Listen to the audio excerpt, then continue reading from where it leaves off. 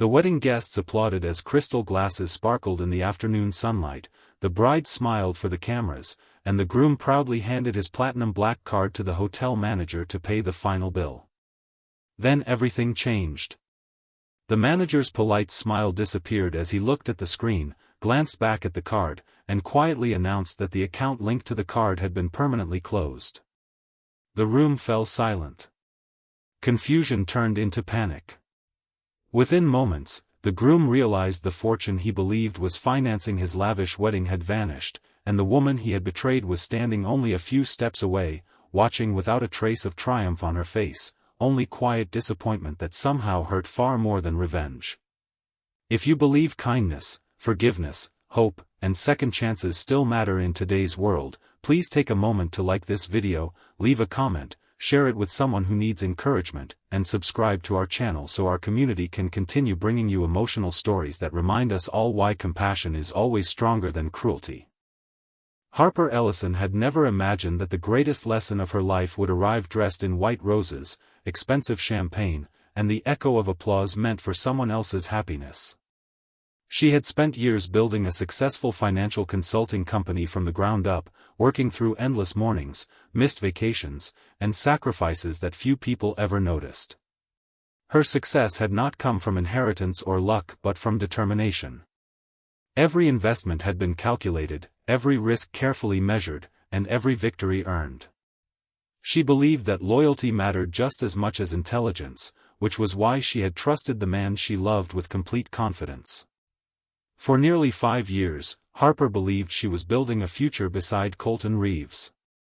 He was charming, ambitious, and endlessly persuasive. Whenever business became stressful, he reminded her that they were a team. Whenever she questioned another expensive purchase, he insisted they were investing in their future together. Harper slowly welcomed him into every corner of her life.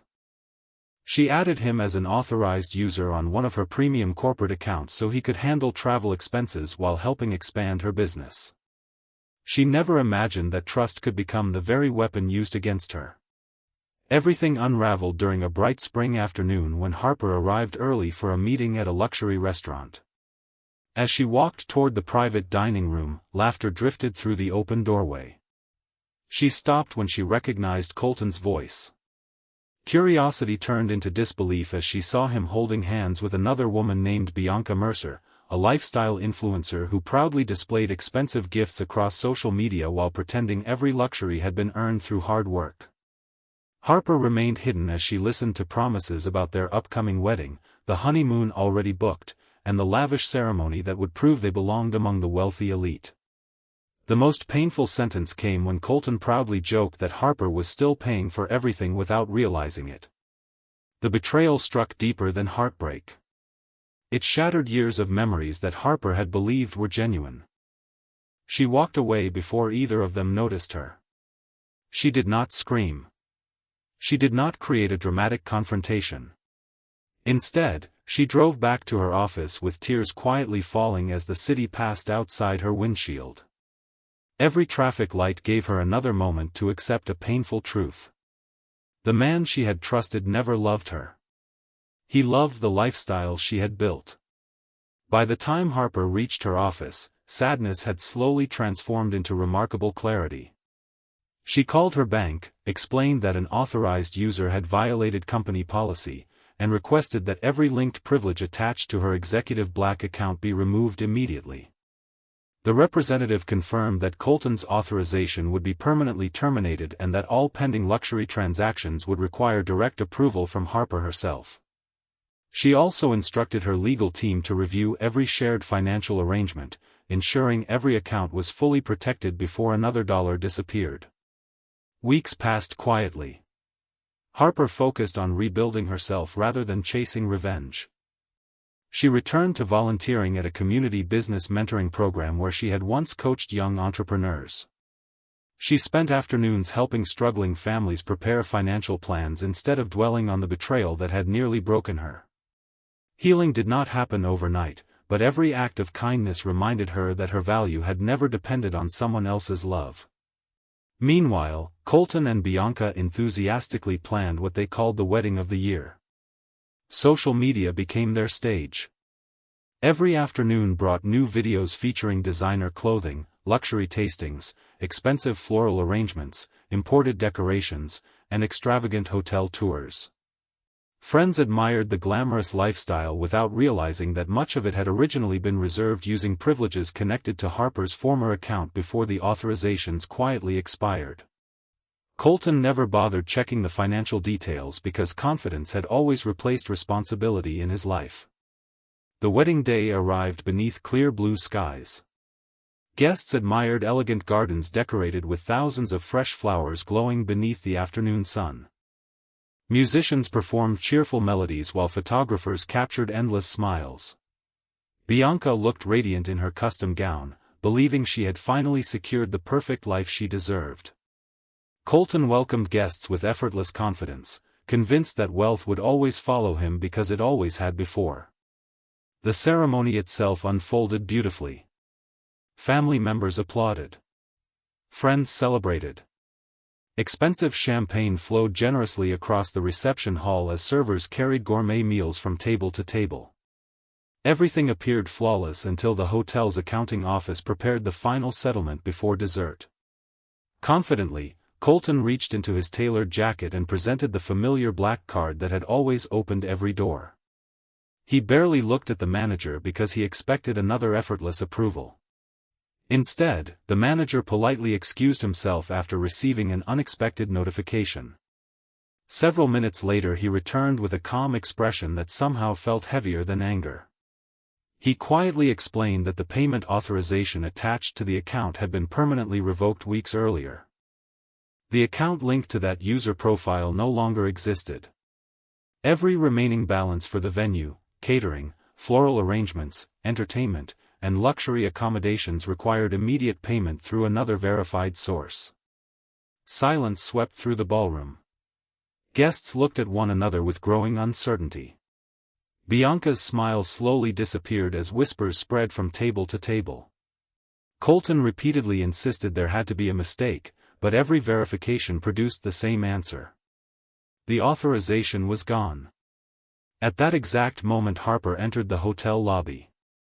She had been invited by the hotel's regional director, an old business client who knew nothing about her personal history with Colton until reviewing the payment records earlier that week. He had contacted Harper simply to clarify several financial irregularities involving cancelled authorizations. She agreed to stop by during the afternoon to sign documentation confirming the closure of every corporate privilege connected to her business. When Harper walked through the reception area, several guests immediately recognized her. Some remembered that she and Colton had once been engaged. Others quietly connected the painful truth as they watched Colton's face drain of color. Harper never smiled in satisfaction. She simply completed the paperwork, thanked the staff for protecting her company's financial security, and prepared to leave. Her dignity contrasted sharply with the chaos unfolding behind her. The hotel director respectfully explained to everyone involved that Harper had acted entirely within her legal rights weeks before the ceremony. No accounts had been frozen maliciously. No payment had been stolen. An authorized user simply no longer possessed authorization after violating the agreement. Reality finally reached Colton. The fortune he believed belonged to him had never been his. It had always been borrowed trust. Bianca reacted with anger rather than reflection. She blamed the hotel, the staff, the guests, and finally Colton himself.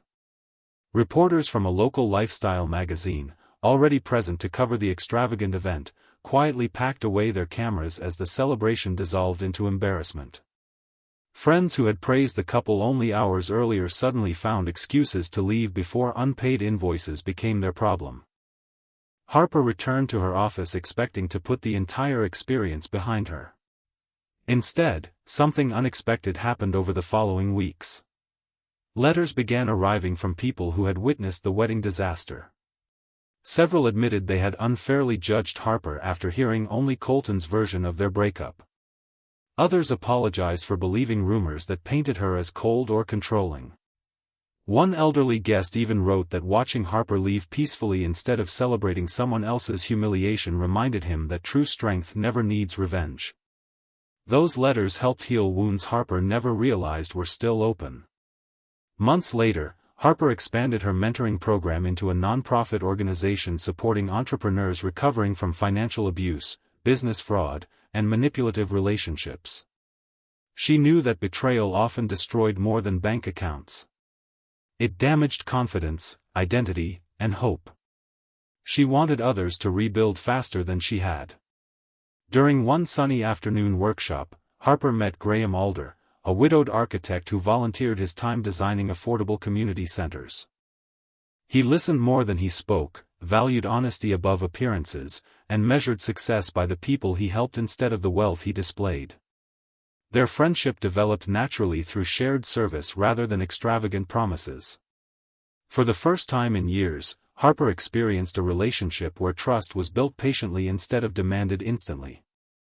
Graham admired her resilience without trying to benefit from her accomplishments.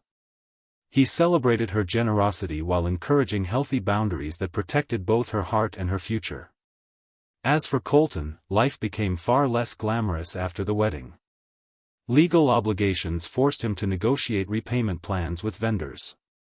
Many business contacts quietly distanced themselves after recognizing how carelessly he had handled both relationships and finances. The confidence that once impressed people slowly revealed itself as insecurity hidden beneath expensive clothing. One bright afternoon nearly a year later, Harper unexpectedly crossed paths with Colton outside a neighborhood charity event. He looked older than she remembered, worn not by age but by regret. There were no cameras, no luxury hotels, and no audience waiting for drama. Only two people standing beneath the warm afternoon sun facing the truth that neither could change. Harper listened as he admitted that losing the wedding had never been his greatest punishment. His greatest punishment had been realizing he had thrown away someone who genuinely believed in him before success had inflated his pride. He confessed that every shortcut he chose afterward only made his life emptier. Harper accepted the apology without reopening the past. Forgiveness, she realized, did not mean restoring broken trust. It meant refusing to carry bitterness any longer. She sincerely hoped he would become a better man, but his future would no longer define hers. She walked back toward the charity event with peace replacing every memory that had once brought pain. The chapter that began with betrayal had ended with freedom. Before we reach the end of this journey, leave a meaningful comment and tell us what you believe is the biggest lesson from Harper's story. Do you think trust should always be earned again after betrayal, or is walking away sometimes the greatest act of self-respect? Years later, Harper stood before hundreds of young entrepreneurs at a daytime leadership conference, sharing the story of how losing the person she loved ultimately helped her discover the person she was meant to become. She reminded everyone that money can be replaced, businesses can recover, and reputations can be rebuilt, but character is the one investment that continues growing for a lifetime. The audience rose in heartfelt applause, not because she had become wealthy, but because she had chosen kindness over revenge, wisdom over bitterness, and hope over despair. Beside the stage, Graham smiled with quiet pride, knowing the strongest people are rarely those who never fall but those who stand back up with compassion still alive in their hearts. If this story touched your heart, please like this video, leave a meaningful comment, share it with someone who needs hope today, and subscribe to our channel so you never miss another emotional journey. Remember that betrayal may change the direction of your life, but it never has to define your destination.